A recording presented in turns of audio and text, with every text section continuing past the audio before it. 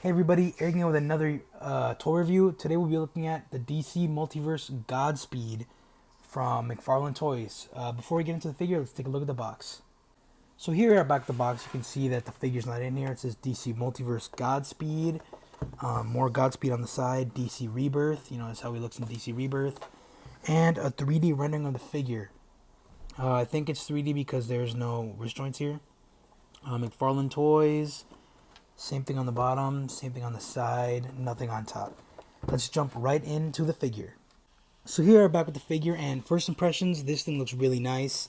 The color scheme is very beautiful. I love this nice off-white type with this golden bronzish color. It makes it pop really nicely. It reminds me of Flash Hot Pursuit.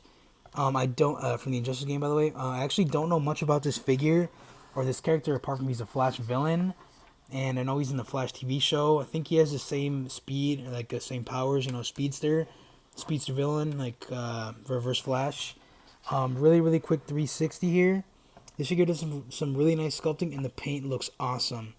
Let's get into his sculpting real quick. So here I'm back with the figure, and right away I do love the expression on his face. You know, it is covered, but you can tell it's an angry scowl. You guys can see all the sculpted lines here. The eyes are painted very well. He has these fins on the side of his head, not thunderbolts, but like fins. He has some more texture right here on the side of his head. You guys get a better look at all the paintwork on the front. He does have some more sculpted, throughout his whole body he has this like sculpted texture, which I really love about Mcfarlane. Different type of sculpting here on the shoulders. It looks like thicker, like padded armor. Goes all the way to the back. You guys can see here. It actually did rip on me. A little bit sad, but it is what it is. Some more of that armor detail here on the side of the body.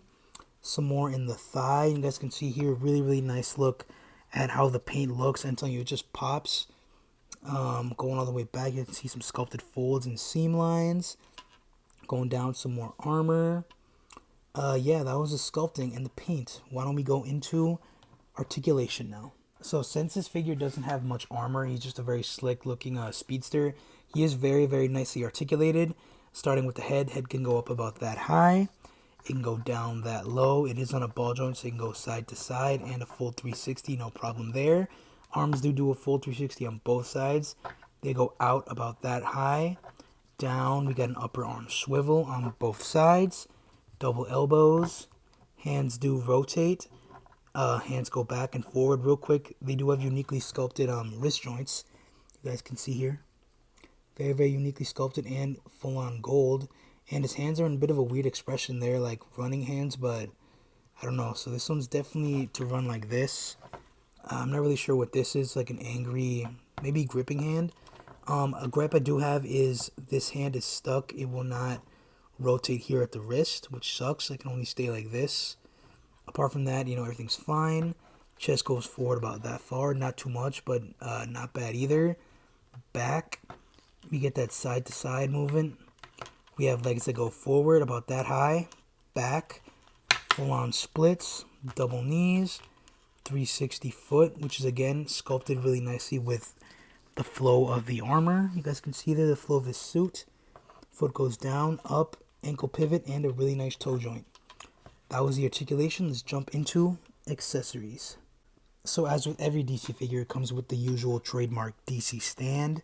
Simple black circle with the little DC logo. He does come with a trading card. I guess it gives you more information that I didn't read earlier. August Earth, you know, pause if you want to read. The photo of the figure and some lightning effect pieces. We have one right here. The other one is right here. This is a nice creamy type of yellow. Not creamy, but like pale yellow, pale clear yellow. It looks a little bit different color-wise on the camera because I'm testing out my new light, but these are sculpted very well. You know, very jagged, soft type of rubbery plastic, and a little bit difficult to put on, but I'll show you guys what these look like when they're on him. So real quick, I couldn't put them on, so I'll just put a picture right now.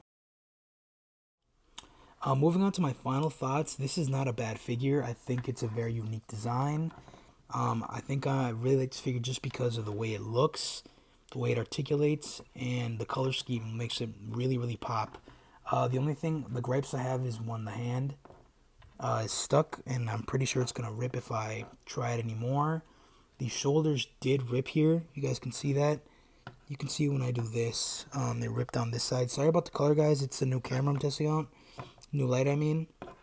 And then when you articulate it, it just kind of pops out of the socket. Not really a big fan of that. Something Mcfarlane could have definitely worked on. And I guess these lighting effect pieces are really hard to use. Apart from that, I would definitely recommend this figure. I found it on GameStop. Or I mean, not GameStop, Best Buy. Surprisingly, I just went in there because I was bored and, ended up liking it a lot. Anyway, guys, that was a review. Rate, comment, subscribe. Let me know what you guys think. And take it easy. Peace.